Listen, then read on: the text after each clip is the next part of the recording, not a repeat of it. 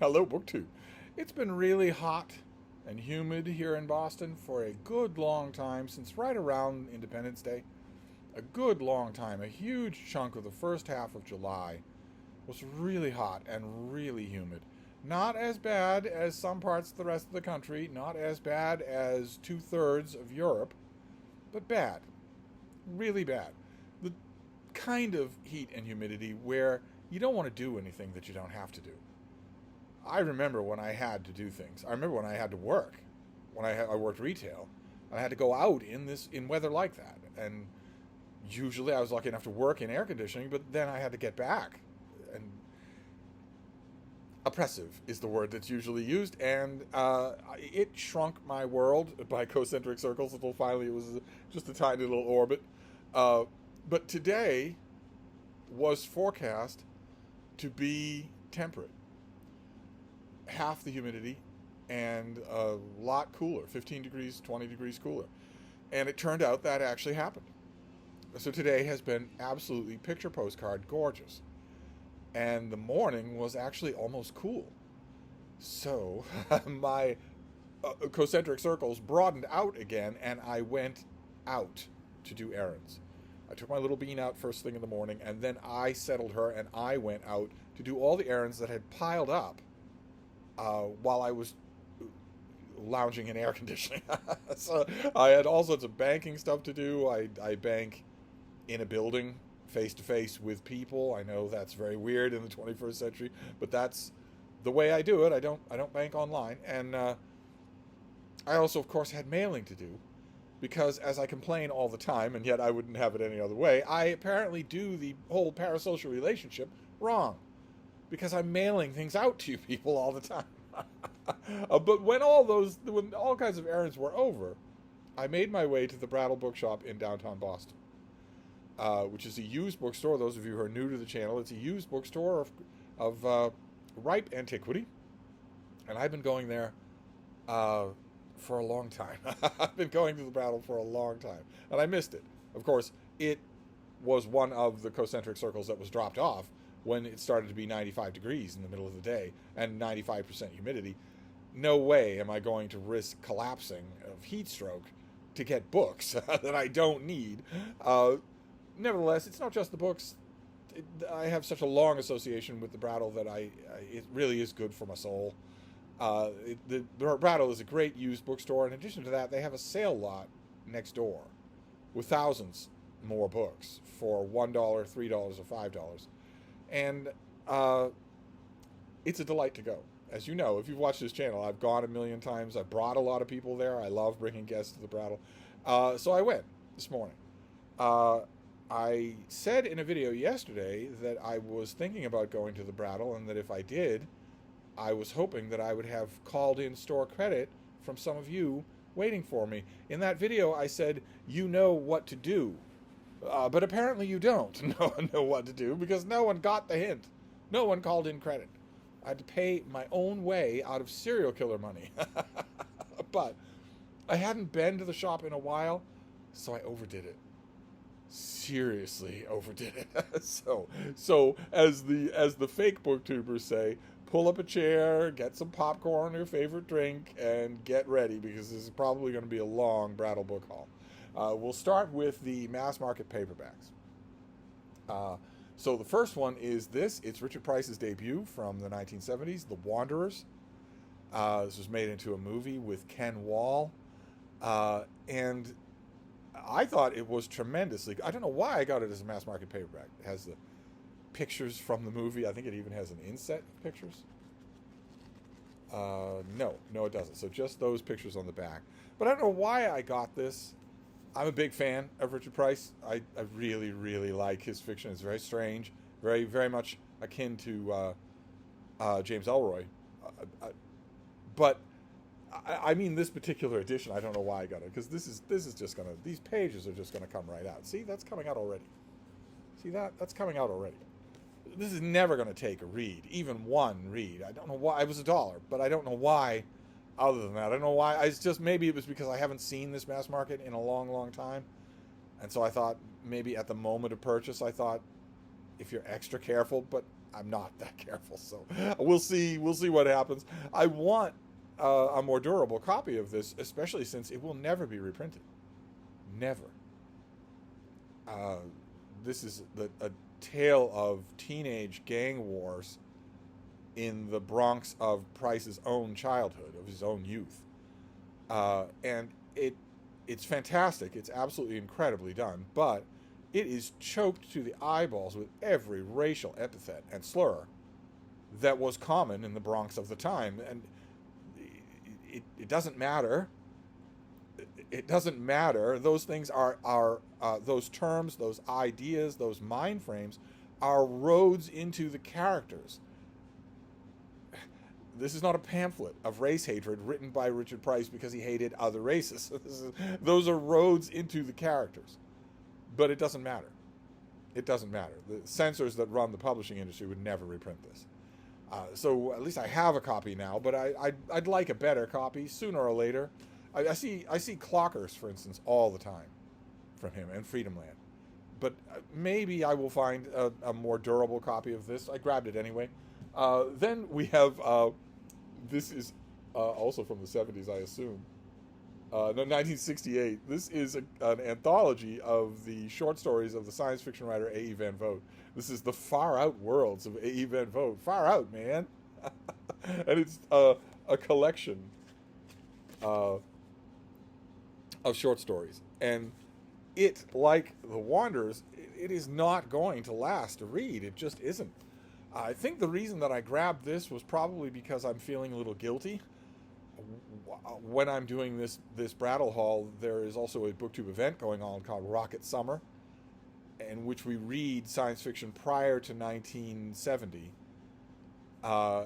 And I've been looking forward to Rocket Summer, and I've been piling up authors left and right. John Brunner, A.E. Vogt, whoever. I've been piling up all sorts of these old paperbacks for Rocket Summer, and I haven't been reading them. So here, I found one today. I grabbed it. The next one is science fiction as well. This is a double. I have this, but you never see these things. Just never. This is a novel by Howard Waldrop, who we just lost this year. It's Them Bones, with this classic 1980s cover. Oh, no, 90s cover. Is that a 90s cover? Oh, no, 1984. This is a time travel novel. It's twisty and turny. It's really, really well done. Everything by Howard Waldrop is really, really well done. I loved it. I haven't read it in a long time, and this copy is not in the best of shape. It might even be in worse shape than the copy that I already own, the mass market that I already own. I grabbed it anyway for $1. Yeah, for $1. Sure, that's exactly what I think when I'm starting a Brattle to harvest from the outside lot, because I think I shopped indoors for like a minute or two. I go indoors in order to talk to the staff, but I spent most of my time in the sale lot. I had most of it entirely to myself. But when you're out in the sale, when I'm out in the sale lot, I just fill an armload with books because the prices are not going to add up. The weight's going to add up before the prices do. So I grabbed it. Then this next one, I fell in love with this book when it first came out. What is the date on that? The date on this is looks like 1969. This is Robert Massey. This is Nicholas and Alexandra in a mass market paperback. This is the book that made him, the book that put him on the map, about the last Tsar and his wife and their family. And it's so good. It's just so good. And every time I see this as a trade paperback or even a hardcover, I always think about this volume, this particular edition, the green pages and whatnot, and pine for it. If I'm going to reread this, I'd like to reread it in this format. I found it today for $1, so I grabbed it. I had to reinforce it a bit because the cover was all but coming off and it was a little creased. Now it's strong enough to take a read, so I will do that. I will absolutely do that. I will reread it. So those were the mass market paperbacks. So what do we do next? God help us. Look at all these things. All right, well, we have occasional prose from Mary McCarthy, who's an author that I really, really like. She is largely vanishing from the literary stage, unfortunately, but I love her. I think she's great. And I found The Mask of State today, a thin volume of her writings on Watergate, on the Watergate scandal, that were done mostly for the London Observer. I think there are a couple of pieces in here from the New York Review of Books. I've read everything that's in here, but I haven't had this volume in forever, probably 40 years. What is the date on this? 1974. It's been a long time since I've had this, and even longer since I've read a lot of these pieces. And I love her. I love the way she is on the page. Just love it. I know that her fiction, Birds of America, The Group, largely going unread these days, and although it got a pretty Library of America issue, and her nonfiction, all but gone. And that's a shame, because the nonfiction is fantastic. Then I found, let's do another volume of occasional prose. This is Wilfred Sheed, Essays in Disguise. Very happy to find this in perfect condition with a plastic covering on it. I love this author. These are occasional pieces of his. I think half the table of contents here is autobiographical, but the other half is literary. This is from 1990. Pieces on Hemingway, S.J. Perelman, James Thurber, A.J. Liebling, Gene Stafford, J.G. Salinger. There'll be, there's a lot in here that's just autobiographical, but that's okay. I like this author, so I don't mind. I'll certainly gobble up the literary ones first. Then we have something by Philip Copper. I've shown this before on this channel, I'm pretty sure. I've had copies of this. I always manage to send them away. This is a Penguin trade paperback of The Wild Edge, his natural history, his illustrated natural history of the eastern seacoast of the United States. The wildlife, the nature of these places, the hidden coves, the nature of the water, the currents and whatnot. Really, really good stuff. Really enjoyable to read. So it's a revolving door. I get it and I send it out. So when I saw it for $1, I grabbed it. Then I found an advanced copy, a reading copy from 2009. This is not me. I checked. This is not me. Some other critic dumped this at the Brattle. And it isn't the finished copy. I would have grabbed the finished copy. This is Daniel Mendelssohn's version of the poems of Cavafy. Mendelssohn took a long time to study Cavafy and did his own translations and a ton of notes, a huge introduction. This is an epic volume. If I'd found this in a hardcover, I would have grabbed it. It's a little bit asymptotic going on here. Daniel Mendelssohn, at the point when he did this book, 20 years ago? 10 years ago? Was at the peak of insufferability. He has a penchant for insufferability anyway. But it doesn't matter because he was also at the peak of his genius. And as a volume, as a translation and an introduction and a contextualization of a modern poet, what a volume. What a volume to have. And somebody just had this old, out in the sale lot, there was just this old review copy. I remember this. I got a copy of it from the publisher, but I got rid of it. What else? What else have we got here? Okay, well, we can do a block of American Civil War books. Oh my God, there were so many American Civil War books out in the sale lot today. So many of them. I could easily have got 100 without duplicating titles. I settled on three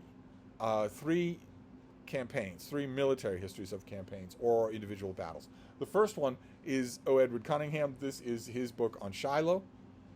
Also part of the Western campaign. This is the very beginning of the war. This Shiloh was the moment when not only the two armies and the two governments, but the public realized that there wasn't going to be any miracle quick ending to this thing. That this was a genuine war with two sides that could do enormous amounts of damage to each other. Tens of thousands of casualties in one day. And if I remember correctly, this book was the author's thesis and was lost for a long time until a couple of scholars found it, brushed it up, and made it into a book. I have a couple of other books on Shiloh, but they always reference, the ones that come late enough to know that this thing exists, always reference it as a linchpin, perhaps the greatest book written on the subject. I didn't have a copy. Then we have Gordon Rea, who's fantastic. I have his book on the Battle of the Wilderness. This is a follow-up. This is his book Its title is The Battles for Spotsylvania Courthouse and the Road to Yellow Tavern. That is the title of the book. But he's tremendous, writing about, this is at the end of the war. Shiloh started things. By this point, everything was going poorly, and for the South, for the Confederacy, and the North was just barreling along. And these are lots and lots of hard fighting, hand-to-hand fighting battles that are largely overlooked by big overviews of the war. So, and here done by a very, very readable professional. Then we have, this is by Noah Trudeau, and this is the Petersburg campaign, the Siege of Petersburg, the last citadel. So again, 1864, 1865, the very end of the war, where if this junction of railways is taken, the South is done. That's all there is to it. The South is done if that happens. The South is done anyway. But here, if this happens, if it's a Union victory, in these two books, it's Grant versus Lee. Not so much in Shiloh, but in these two books, it's just those two together. And I don't have great admiration for either one of them as any kind of military genius. They commanded some military geniuses, but I don't think either one of them themselves was. But at this point, they're just looking across battlefields at each other and just saying the plain and simple truth. Lee is saying, no matter whether we're evenly matched as generals, we're not evenly matched in material. I don't have anyone. I don't have anyone to fight this war. And Grant looking across that same space and saying, I outnumber you 4-1. In a year, it'll be 5-1. You don't have a chance. And that makes these battles all the more desperate. So great to have these two as just to continue a whole shelf of Civil War history. I know that's not much compared to, for instance, Bill Rutenberg, but really choice battle histories, which is my favorite kind of reading about the Civil War. Okay, then this next one, what was it? In a recent video on this channel, I was looking at August new releases. And one of the things that's coming out in August is a big new biography of Christopher Isherwood. And in mentioning that book, I mentioned that Isherwood brought out a book of his own called Christopher and His Kind, a selection of diary entries from crucial years when he was best friends with Auden, friends with E.M. Forster and whatnot. And when he left Germany to flee the Nazis and roamed around, catted around Europe. And when I made that reference in regard to that Christopher Isherwood biography, I finished the video and immediately thought, well, obviously I need to reread that book in order to really come to grips with writing about that biography. Nope. I didn't have a copy. So I found a copy out in the sale lot for $1 of Christopher and His Kind. Somebody was nice enough to put a plastic covering on here. So this will take very much. I will fast track a reread of this from front to back. I want to be in Christopher Isherwood's mind and his world when I review that biography, when I write about that biography. So let's see here. Let's work the feng shui. So I grabbed this. It's a classic anyway. I would want to have it anyway, but now I do, so I corrected that. Okay. This next one, I have never seen this. I've seen the paperback. I've never seen this volume. I couldn't resist. This is Upton Sinclair, who most of you will know as the author of The Jungle. When he was just starting out, when he was young and fire-breathing in the early, I think 1908 or 1909, something like that. It was the very beginning of the 20th century. And the thing that people just associate Upton Sinclair with The Jungle and as a one-book author, but he wasn't. He wrote enormous amounts. He was hugely prolific. And he was also socially involved all over the course of his life, intensely socially involved. And there was a case in Massachusetts, a robbery and a shooting, for which were arrested two immigrants, Sacco and Vanzetti. And they were held in prison, and they had a trial, and they were sentenced to death, and they were executed. And it caused an enormous outrage. Enormous. It's still a bit of a touchstone in the Italian community here in Boston. And it caused an outrage in the breast of Upton Sinclair as well. Upton Sinclair was a weird, very interesting figure. High time that we got a new biography of him. The last big one that I read is going on 40 years old. He's a strange figure, strange to look at, too, physically. But generally more talented than I tend to give him credit for. I always think about The Jungle by Upton Sinclair, which is very didactic. It's outraging, but it's not involving. It's only barely a novel. Oh, he said it himself. He said in an interview, what was the quote? That when he was writing The Jungle, he meant to aim for people's hearts, but he accidentally hit their stomachs instead, because it was all about impurities in the meat industry. And that has often tended me to forget that some of his books are really, really good. And I found his novel, Boston, a documentary novel is what he calls it, because this is a downright strange production. This is about the Sacco and Vanzetti trial. You have the death mass on the back. This is about the Sacco and Vanzetti trial. It was written in rage. Upton Sinclair was enraged when he wrote this. It took him barely any time to write a book this big. It took him barely any time to do. He invents a fictional stand-in, an ex-Boston Brahmin older woman who is turning on the complacency of her class and sympathizing with Sacco and Vanzetti. I think I've only read this book once. I read it as a ratty mass-market paperback a million years ago and fell apart on me. But I think she meets Vanzetti in this book. And it's all about the crime. It's all about anarchy and anarchism, the specific brand of anarchism that Sacco and Vanzetti embraced. It's about the trial and the prosecutor and the judge, the infamous judge, Judge Thayer, who certainly didn't have an easy time of it. I mean, he found these two guilty and refused to retry the case, but he dealt with death threats and bomb threats for the rest of his life.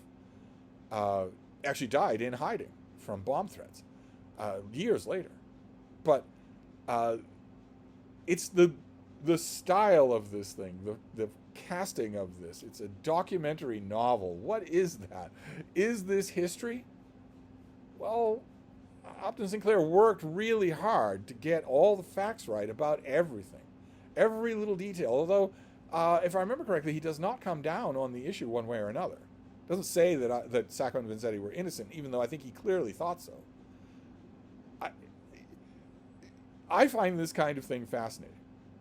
I think George Bernard Shaw thought that this was more history than fiction. And that it was, it might have been Shaw that also said it was history the way history should be written. Completely immediately, the way history should be written. It reminded me of Alan Eckhart, of his books, his Frontiersman saga, and also his biography of Tecumseh, where he uses fictional techniques to tell a biographical story. And he got a lot of opprobrium from that, from some of the starchier critics. I thought it was invigorating, absolutely invigorating, especially if he's done his research down to the last detail.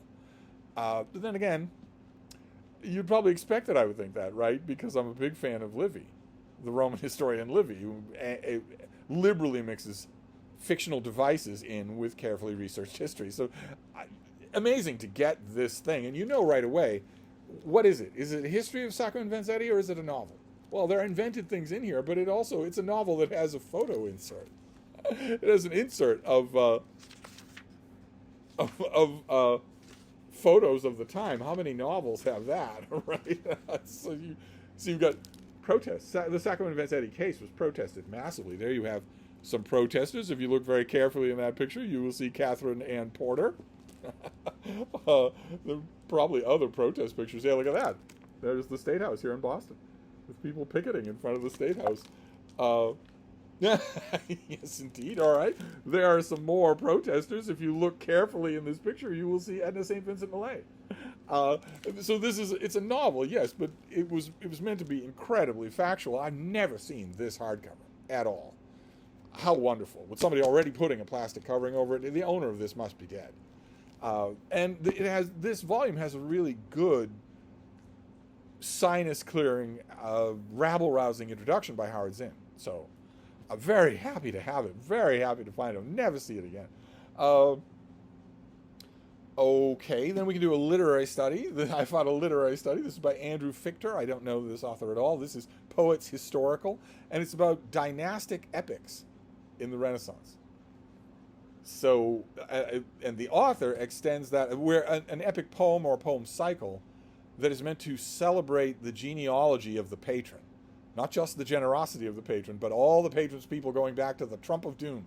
And this author starts off that whole tradition with the Aeneid, and then moves on to what he sees as the natural successor to the Aeneid, which is the Confessions of St. Augustine. But he eventually does get to the things that you would expect. Of course, when I see this description, dynasty epics, I immediately think of Orlando Furioso by Ariosto, which is a dynasty epic about the House of Este in Ferrara. But this also includes Jerusalem Delivered and a long chapter on the Fairy Queen. So using poetry to mythologize real people, it's going to be fascinating, unless it's just so incredibly academic, so dry, that it sucks the life right out of it. I'm hoping not. A lot of these things are on the fast track to be read. Then we have a volume from the University of Toronto Press. I squealed a little when I saw this. It was out in the sale lot. It was dirt cheap. So I grabbed it right away. This is, the translation is done by D. Thompson, and the commentary is done by H. Porter. And this is Erasmus and Cambridge. And you see it has the same beige newspaper dust jacket as all the other University of Toronto Erasmus productions. They make a whole bookcase, floor to ceiling, of Erasmus productions, the complete works of Erasmus, in new translations with tons and tons of annotations. I, once upon a time, had about 10 of the collected letters of Erasmus in that set. They were destroyed in a fire, and I've had opportunity to get a couple of those volumes over the years since, but I would never look at them enough to warrant all the space that they would take up and the weight that they would take up. But this is different. This is just a few dozen letters. In 1499, Erasmus, who was already an itinerant scholar, he was technically in holy orders, so he should have belonged to somebody, but he was already an itinerant scholar and wanted to be more. Of course, would go on to become the most famous itinerant scholar in the world. But in 1499, he was not famous. Almost nobody knew him. And he went to England. He went to Oxford in the autumn of 1499, when he was just in his early 30s, and soaked up the place, which was a fervent of humanistic study, of classical study, of the so-called New Learning. Oh, thought he'd died and gone to heaven. He didn't like the food. He didn't like the beer. He didn't like most of the people, but the learning, thought he had died and gone to heaven. Learning, in particular, one figure. Fisher had only just come to Oxford as a boy. He was just a boy, so his fame was still in front. But John Colet was a bit of a celebrity at Oxford, especially his lectures on the letters of St. Paul. He was everything. Erasmus heard him speak, heard him talk about the classics in a new and invigoratingly lively way, exactly the way that had brought fire to Erasmus's own soul, that these works are not dead, that they're in fact the greatest adventure in the world. Suddenly he heard someone else seeing literature, writing about literature, talking about literature in the exact same way, and he was thrilled. He was also thrilled because he'd made a best friend, and it wasn't Colet. Colet was difficult to be friends with. But a little bit earlier than his stint in Oxford, when he was in London, Erasmus had met a young man named Thomas More. It was the beginning of a lifelong friendship. So, and that was associated in Erasmus' mind forever afterwards with Oxford. He was only at Oxford for a little while, just a couple of months. But this volume is all the letters that he wrote in new translations. The letters that he wrote, a lot of the letters that he received, and tons of writing about the period. The introduction, the notes. Oh my God, it's going to be a feast, an absolute feast of a young Erasmus, an Erasmus before he'd been to Italy, an Erasmus before he was famous. So Colet had been to Italy and knew all sorts of Italian scholars, probably had met a lot of them. Ficino, Pico de Mirandola, he probably met these people. And that must have overawed Erasmus. No one could have guessed at the time that his fame would eclipse them, would eclipse Fisher, would eclipse Collett, would eclipse Moore. That he's not remembered now. Erasmus is not remembered now. He's never in one of my videos, but he's not remembered now. But in very little time after this, his fame would be the talk of the whole of Europe. But not now. In this book, he is still nobody. He wasn't even at Oxford under any official capacity. He was just a guest of St. Mary's. It was wonderful to find. For a bargain, wonderful to find. Then I found a great big biography of Queen Elizabeth I. I have wanted this. I have one biography of Queen Elizabeth I. I've wanted another one, and this is the one that I've wanted. This is by Edward Arnold. Who is the? This is by Wallace McCaffrey. Edward Arnold is the publisher, and this is the volume, this is what it looks like. So you have to go to the back to get the author, which is really neat, really epic. A nice big Elizabeth I biography to go on the royalty shelf, where I easily could have 10. There were 4 other Elizabeth I biographies out in the sale lot alone. I didn't even look at the history section. I could easily have 10 Elizabeth I biographies, but I only want the really good ones. And I read this back when it... this came out in 1993, and I loved it. Just loved it. I read it, annotated the heck out of it. That copy's long gone, but still. And then we can finish up with World War II, right? Because we don't want to exclude David Murphy, because he's not a Civil War guy. He could be a Civil War guy, but he's not one. So the Spotsylvania courthouse, he doesn't so much get his engines going. But World War II, yes. And I found 3 books that more or less have to do with World War II. We can start with the one that has a chunk of it is about World War II, but it's not exclusively about that. It's a biography, another biography of King Edward VIII. I have had this book and got rid of it, had it and got rid of it over the years. I have nothing but contempt for the subject, but I love Philip Ziegler, the biographer. I just love his work. And there have been times, many times, where I wanted to read his account of something. This is not just an account of Edward VIII, of the king who abdicated to marry the woman I love, and collaborated with the Nazis to kill his own brother. This is not just his story. When you make him your subject, you are telling the whole story of World War I, the whole story of the monarchy in the 20th century, the whole story of World War II. You do have to follow the Duke and his odious Duchess when they go to the Bahamas or France or whatever. But it's Philip Ziegler limbering on a lot of those subjects. I have wanted this book. There have been times, many times, since I got rid of my last copy, when I went looking on the biography shelf. Do you have that? I really want to read what he thinks about Mountbatten or whatever. I should get his biography of Mountbatten, which I don't have. The next copy of it that I see, I will get. But I had to get this, absolutely. I'm a huge fan of the House of Windsor. And there'll be a lot of World War II stuff in that book. But then the next 2 are explicitly World War II. And this first one, I knew that I was going to find it. Because what are the chances? When you're shopping in the sale lot at the Brattle, you really have to estimate the odds. That somebody would have one thing but not another of a set. So I found one of James Holland's books on World War II, The Rise of Germany. And I knew when I found that I was going to find the second volume out in the sale lot for $1, and I did. It wasn't there. I think that was my last Brattle haul. 2 weeks ago, I hauled that book, and I think I said at the time in that video that I am confident the first volume will show up, but that it absolutely was not there. I scoured the sale lot for this when I found The Rise of Germany is the first one. Is that what it? The Rise of Germany is the first one. I scoured the sale lot for that volume, for this volume, when I found that one, and it was nowhere to be found. But here it is. I knew when I got that one that I wouldn't have to wait long, because whoever had it must have this. Now I do. I have them both. I wonder if I am blurbed on this. This would have blurbs for... I don't have paperbacks of either one of these. I might be blurbed on this for the paperback, but this will have blurbs for The Rise of Germany. No, it's just the Wall Street Journal and The Guardian. Okay. Well, I really enjoyed these two books, and I know that David likes them even more than I do. So that immediately made me curious to reread them. So now I have them both. That's good. And then finally, to finish up this Brattle haul, David and I agonized over this very book at the used book superstore. We agonized over it at the Brattle.